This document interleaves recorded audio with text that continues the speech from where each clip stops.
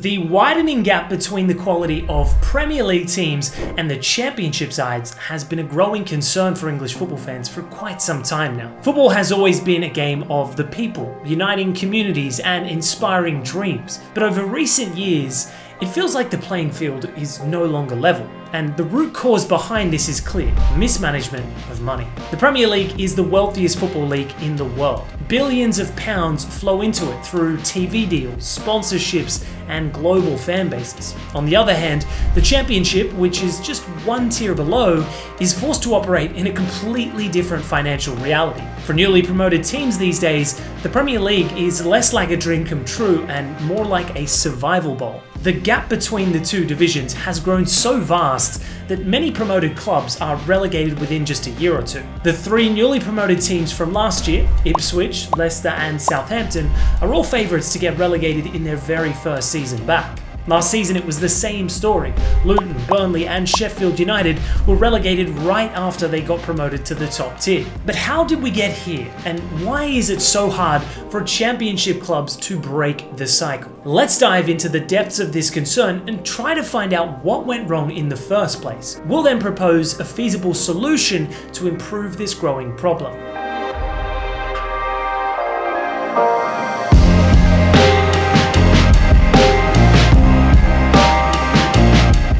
Over the last 20 years, we've seen the rise of the so-called yo-yo clubs. These are teams that get promoted into the Premier League only to be relegated a season or two later. Then they dominate the Championship and bounce right back up, repeating the cycle. An important point to note is that every team that gets relegated from the Premier League receives something called parachute payments. We'll talk about this in more depth later, but just keep in mind what these are. Like the name suggests, it's payments made by the Premier League to soften the fall of relegated clubs. The parachute money is supposed to help these clubs adjust to the level of Championship revenues. The assumption is that these clubs had to commit to more spending in the Premier League in terms of the player wages and club expenses, and they would need more money to adjust to the new financial reality. Now, we'll get back to this. First, we need to understand how these yo-yo clubs function and why that's bad for the English football pyramid. Let's take a closer look at the data. Since 2003, 58 teams have been promoted to the Premier League. Out of these, around 24 teams were relegated immediately after their first season. Only a handful of clubs like Brighton, Brentford, Newcastle and Bournemouth have managed to establish themselves as stable Premier League sides. Meanwhile, teams like Norwich City, Fulham and West Brom have become classic yo-yo clubs, cycling between divisions almost every other year. Now, Fulham don't really fall into this category anymore, but a decade ago they were certainly considered a yo-yo club. But why does this keep happening? Well, the reality is that promoted clubs struggle to compete financially with established Premier League teams. I mean, the difference in income is mind-blowing. For example, during the 2021-22 season, even the Premier League's bottom club earned around £100 million from TV revenue alone. Compare that to the Championship, where the average TV revenue per club is only about £8 million. That's a 12-to-1 ratio. But both teams will compete in the same division the following season. So how is it fair for the rest of the clubs in the Championship, who now have to compete against at least 3 financially stacked clubs for promotion next season?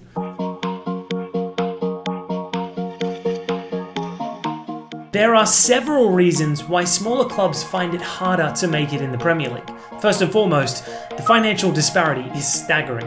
Established Premier League clubs have a lot more money to spend on world-class players, managers, and club facilities. At the same time, newly promoted teams can't often compete in the transfer market adequately. Even if they invest heavily, it's a gamble that can massively backfire if they're relegated. Secondly, the physically taxing Premier League season is always rife with injuries for every single club. The quality of the bench becomes an important component of battling it in the top division. But most Championship teams lack the true depth required to survive a grueling Premier League season. Injuries, fatigue, and a lack of quality options often sees them crumble under the pressure. Thirdly, parachute payments have become more problematic than their original purpose ever intended. These payments are meant to help relegated clubs adjust to the financial blow of dropping out of the Premier League. But now, they've inadvertently created a system that benefits yo-yo clubs at the expense of long-term stability for others. More on this in a moment. Lastly, the already established Premier League clubs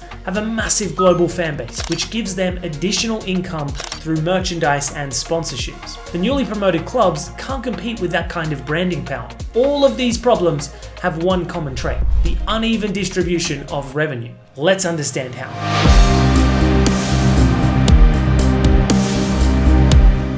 And now we finally come back to parachute payments, which is arguably the most controversial topic when discussing the gap between these two English leagues. Parachute payments were introduced in 2006 with really good intentions. When a club gets relegated from the Premier League, they lose significant income. So to cushion this blow, the league gives these clubs extra money.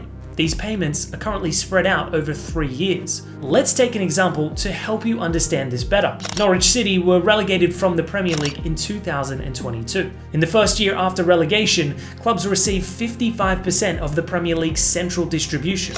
This meant that Norwich received £44 million for the 2022-23 season. The revenue share decreased to 45% in the second year, which meant that Norwich received £35 million in the 2023-24 season. Finally, the third year is supposed to get you a 20% share of the revenue. But since Norwich failed to survive beyond just one season in their recent stint, they didn't receive a third payout. Instead, they got £5 million as a solidarity payment.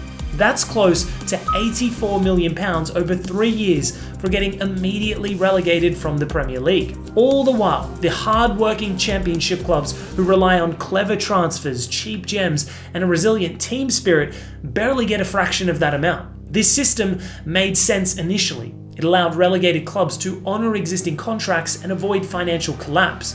But today, parachute payments have created more problems than they solve. Clubs like Norwich have mastered the art of playing this system. The club invests heavily when in the championship, often outspending competitors. Once they're promoted, they avoid overspending in the Premier League, almost anticipating relegation. The parachute payments they receive after dropping back down make them financially stronger than their championship opponents. This cycle allows clubs like Norwich to dominate the second tier while other clubs struggle to compete.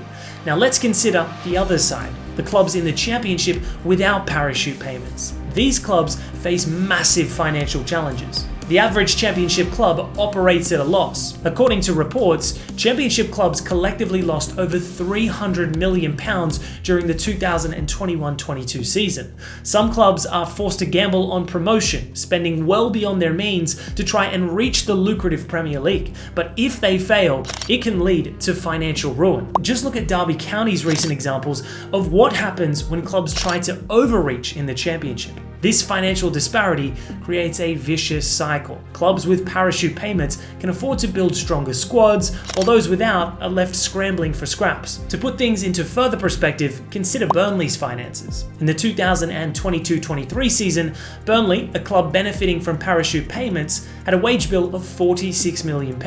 This was one of the highest in championship history. They dominated the league and were promoted with relative ease. Meanwhile, a club like Luton Town operated on a fraction of that budget, relying on smart recruitment and overall team camaraderie. They were promoted as well, and it was a fairy tale for the club to reach the top tier for the first time in 31 years. But for every Luton success story, countless clubs can't even dream of competing financially. We essentially need more Luton Town promotion stories rather than your classic Norwiches or any other club which exploits the parachute payment scheme. This two-tier system within the championship itself widens the gap between realistic promotion hopes and the rest of the league.